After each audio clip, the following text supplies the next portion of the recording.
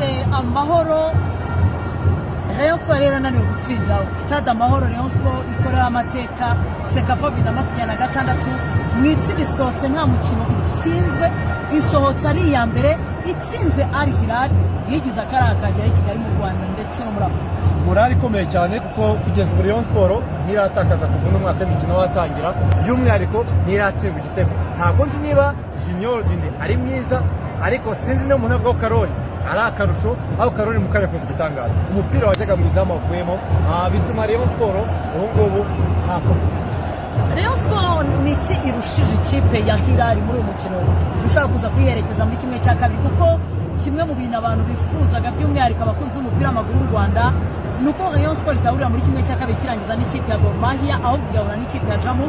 Jamus uribuka ko bakinnye umukino wa gituti wagaragamo ibitego 7 Rayon Sport itsinda 4 Jamus ibitego 3 niki Rayon Sport irushije Al Hilal iza kwitwaza ku mukino na Jamus muri kimwe cya kabiri. Al Hilal yari bizi ko ibyaba byose nta cyasezera kuko ntabwo Rayon Sport ifite ubushobozi bwo kwitsinda ibitego 7 ku busa kugira ngo yisezere. Ibyo navuga ko cyari cyambere. Rayon Sport yagomba gukora ibishoboka byose kugira ngo ibone intsinzi cyangwa se inganye kugira ngo ize kuba yakomeza. Ibyo rero navuga ko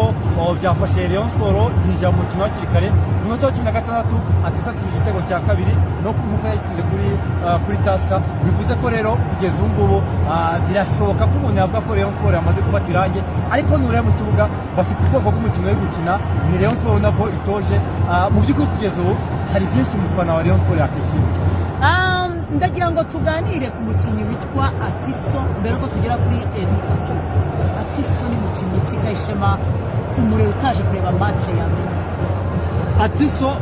mbere na mbere navuga ngo hari ukuntu azamo n'umwatlete mwiza arirukanka icyakabiri ariko afitemo navuga ngo nikiniko imbere y'izamu kuko urebye igitego yatsinze yaba kuri Taska yaba n'igitego atsinze hari abakinnyi buryo bagatendera imipira 10 batsinze igitego akinira wenda umwaka wo kwishyushya ariko n'igihe kivamo igitego rero navuga ngo ni indi avantage ariko hari ikindi kintu gikomeye cyane bara muri Rayon Sport umuntu witwa Kameni ntabwo bantoramo Kameni uyu munsi bitewe n'iragambariye abadefanseri bari Hilal bamushaka cyane nuko umushaka ibyo biri gutuma Rayon Sport impande zero zikora kubera ko Ruka Bakame yavuze ko Rayon Sport yagiye mu matsinda byari binini n'ubu ntabwo bigize binini kubera ko Atiso yicaye ku kinini amaguru ntiyakora hasi Elite 3 nuko nguko so bivuze ko rero Kameni barimo bajya kumukina bano hongo babiri bagakina mu mpande so kugeza ubu ushobora kuba utarabona Kameni ariko reka mvuge ngo Kameni agakamaro ko yashobora kuba ataratangira gutsinda ibitego n'ibyo ariko Kameni matuma aba winga ba Rayon Sport bakora babari rusobanure Jinga Ray ndetse n'umukinnyi witwa Elite 3 mu masegonda. Elite 3 bamugeni Yamini Yamal hari ukuntu ubonamo Yamini Yamal ukabonamo hajemo Arjen Robben ukabona hajemo Bukayo Saka niya babakinnyi beza b'imoso afata umupira akajya ariko reka mugira inama imwe nagende mu myitozo ajya akora ntazigere yiga gutera penalty azigere yiga gutera amakofi kuko muri no Sekafa ne mu kirutera utera imitambiko myinshi agerageza rebe ngo namanuro gute santimetero uko ni umukinnyi mwiza mu gutera amakufure gakunda ndetse ikindi kiza ni umukinnyi mu gihe cy'umupira ikipe byanze arabasha gukinisha abakinnyi bandi akabasohora ndetse akabasha no gukoresha amakosa kuri Jingare mwiza cyane ni umukinnyi Rayon Sport twagikombe cya 2013 FT Johnson bakora ubu Rayon Sport ni FT Jingare ariko Jingare ubwiza bwe nanone ugadefiniswa n'umuntu witwa Mudera Kubana ubundi bita Mudera kinamwe gasoma imyaka dukunda indege kandi yaje n'imodoka cyangwa se igare mugeza ku Kanyaru ahita azamuka ahita yijya muri gasoma uyu muhungu ni Mudera Kubana afite ubushake hari umuntu wambwiye ngo bafite imigabane muri Rayon Sport kubera ko ntabwo hakina kuri iyo hirwa gusa Rayon Sport yatsinze se turi hano i Remera tugomba gukora iki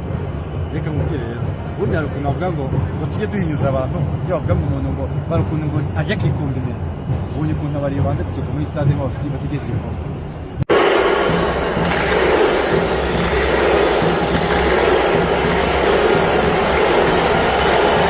ibyo rero bijyana n'uburyo bwo kurya neza kwa kundi uvuga ngo rekanye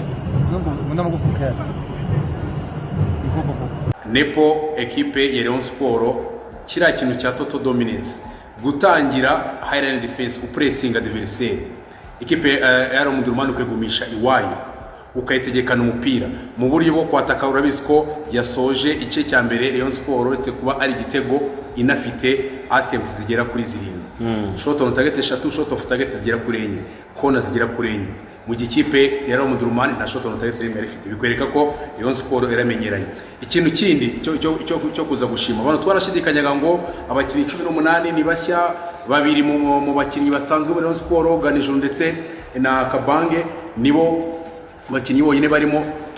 tuvuga ko bashobora kuzagora umutoza Ringingo guhuza umukino w'abakinnyi. Ariko ikintu cya mbere mediane witwa Ibrahim Jingare, Modera Kibar na Isa Jigiba, uburyo ubona batangiye kumenyerana bafite chemistry nabikunze. Impande z'ikipe ya Rayon Sport uwitwa Atiso kwiyintegra mu ikipe ya Rayon Sport muri environnement nshya yano mu Rwanda, yiyentegeye vuba muko yari muri vuga ko ari umukino maze gutsinda ibitego kandi navuga ko uri wa top scorer bino Sekafa Elite tuwe championnat rimenya. Ariko ikipe yari yayihinduye nabo ubwabo kumva filosofi z'umutoza Ringo Francis byarihuse. Rayon Sport yagize performance nziza, Rayon Sport iratanga icyizere, urabona ko imbere haratanga icyizere. Ariko nimero 9 oya reka nanjye nigaragaze nabihakanye tukomeza kutubwira mbabarire. Nuvuga ngo kuri nimero 9 Kameni aragonga aba imipira yose yabe mu kirere habe hasi ku kirenge abo wa mbere, ariko iyo amaze umupira umaze kumugeraho ba defenseur bimworera kuwutwara. Ikindi baro nyinshi azifata areba mu kibuga kiwe icyakora n'amaremizi, ariko iyo vuga ngo ndashaka ibisubizo by'uburyo nshaka inzira yanjye yo kugira ngo umuntu mukure mu mugongo wanye nebizamu biragorana. Wabonye okaziyo yabonye ari yinjira muri box umupira ateye ahantu yawuteye kuri nimero 9 aracyari gushidikanya. Hanyuma umutima wa defense Charles ni mwiza ku mipira mu kirere, ariko abonye ko hari imipira 3 yose yawushije iganisha ku ikipe yatsinda. Charles si mwiza ku kirere, buri gihe si ku ikipe muzahura izaba ikina imipira mu kirere, ikipe ishobora kugira gute gukora build up ikirinje imipira yo hasi. Charles ku kirenge muri defense cyangwa se mu buryo bwo kudefana kuri imipira, Charles urabona ko aracyari mu tudeshe technique. Communication witwa Didier wonye hari umupira umuzamu Dande Junior sohotse ahura n'uwitwa Mubrek awumukura ateye tackle, nabo ko umuzamu nawe ndaza kumuvugaho, umuzamu atabara defense. Kira byagoretse ko communication hagati ya Didier na Charles, ninde mu leader, ninde uyobora undi akabwira ngo jya muri sweeping nyenze sigara nze gukibira ya kabiri.